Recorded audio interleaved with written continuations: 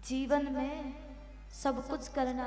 आजकल के बालक 4 दिन के प्रेम के लिए, अपने 4 दिन की प्रेमिका के लिए अपने माता पिता से कहते हैं, कौन हो आप मेरे, क्यों बात मानूं मैं आपकी। और जन्म जन्म का साथ जो देने वाले माता पिता, उनको आजकल के बच्चे 4 दिन के प्रेम के लिए छोड़ देते हैं। एक लड़की के लिए या फिर एक लड़के के लिए आजकल के बच्चे अपने माता पिता को त्याग देते हैं। अरे भैया, वो आपकी बुराई नहीं चाहते। आप जब खाना नहीं जानते थे, चलना नहीं जानते थे, सोना भी नहीं जानते थे, भोजन मांगना नहीं जानते थे, तब आपने आपका बुरा उन्होंने चाहा नहीं, तो आज आपका बुरा वो कैसे होते हुए देख सकते हैं? कैसे?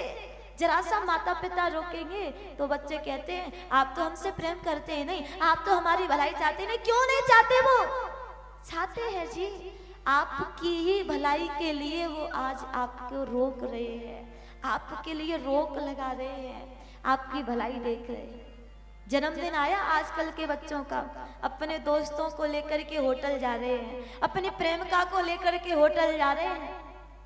अरे भैया, जन्मदिन दोस्तों के साथ मनाने वाला दिन नहीं है।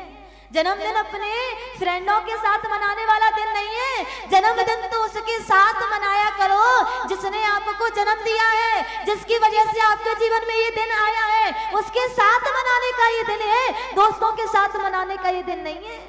मत जाया करो होटलों में, मत बनाया करो पार्टियां, इसके साथ अपना जन्मदिन मनाओ, इसके हाथों से अपना केक कटवाओ, इसकी दुआ पाओ जी, दुआ, इसका आशीर्वाद मिलेगा ना जी।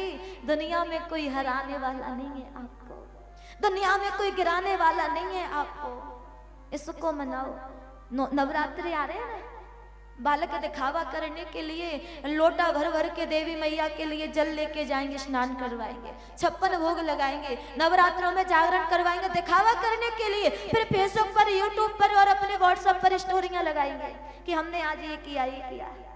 वो 4 भुजा वाली माँ ये कहती है, मंदिर में बैठी हुई माँ ये कहती है कि मुझे बाद में मना लेना भैया, पहले अपनी उस माँ को मना जो तेरे घर पर बैठी बैठी आंसू बहा रही है, जो घर पर बैठी बैठी रो रही है, उस माँ को मना लेगा ना जी, तो मैं तो अपने आप खुश हो जाऊंगी, अपने आप प्रसन्न हो जाऊंगी।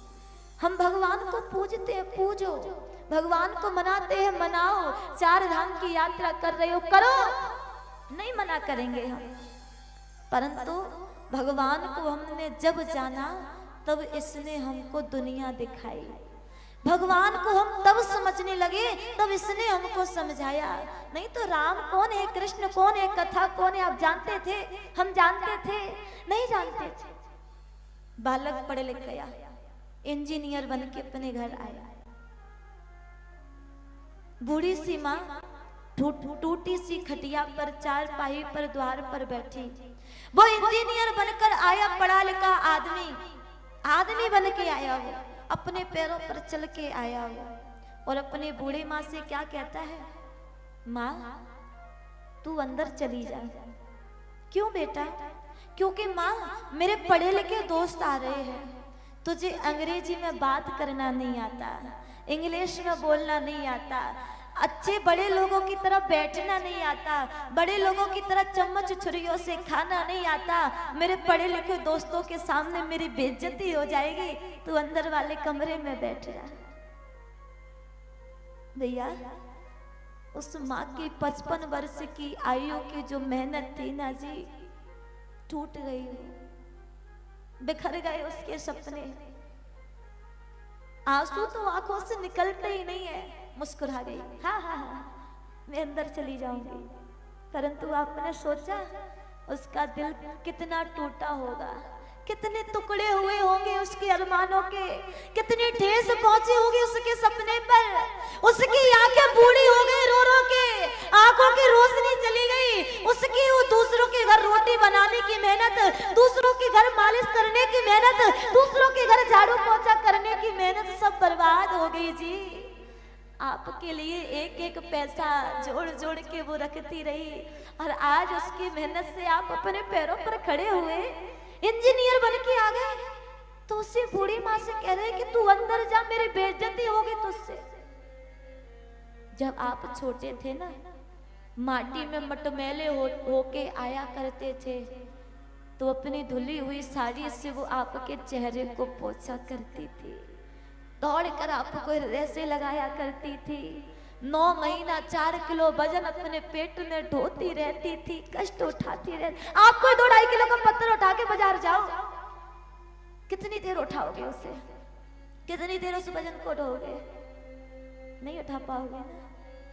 चलने में दिक्कत, बैठने में परेशानी, खाने में परेशानी, लेटने में परेशानी। और कभी विचार करना, आपकी एक उंगली कट जाती है तो 10 बार दवाई लेते हो, परंतु उस प्रसव की पीड़ा को किस प्रकार झेला होगा उसने, उस प्रसव की पीड़ा को किस प्रकार सहा होगा उसने। अपने प्राणों की बाजी लगाने के बाद आपके शरीर में वो प्राण डालती है। डॉक्टर से कहती है, डॉक्टर साहब मेरी जान चली जाए, परंतु मेरे गर्भ में पल रहे इस शिशु को बचा लेना आप, मैं मर जाऊं मुझे दुख नहीं है, इस बालक को बचा लेना। जानते हो क्यों?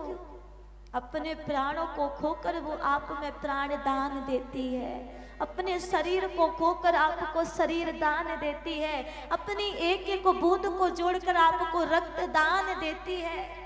और फिर लोग कहते हैं क्या किया, क्या किया आपने? वो पढ़ी लिखी नहीं होती जी, अनपढ़ गवार होती है वो, अपना नाम डालना नहीं आता उसे, अंगूठे के सिग्नेचर करती है वो। परंतु जानते हो, जीवन का सबसे बड़ा ज्ञान, जीवन का जो उच्च कोटि का ज्ञान होता है ना जी, दुनिया का कोई गुरु आपको नहीं दे सकता। वो पहला ज्ञान आपकी माँ आपके अंदर डालती है, अपनी आंखों से आपको दुनिया को दिखाती है, अपने पैरों से आपको चलना सिखाती है, उंगली पकड़ के, उंगली पकड़ के।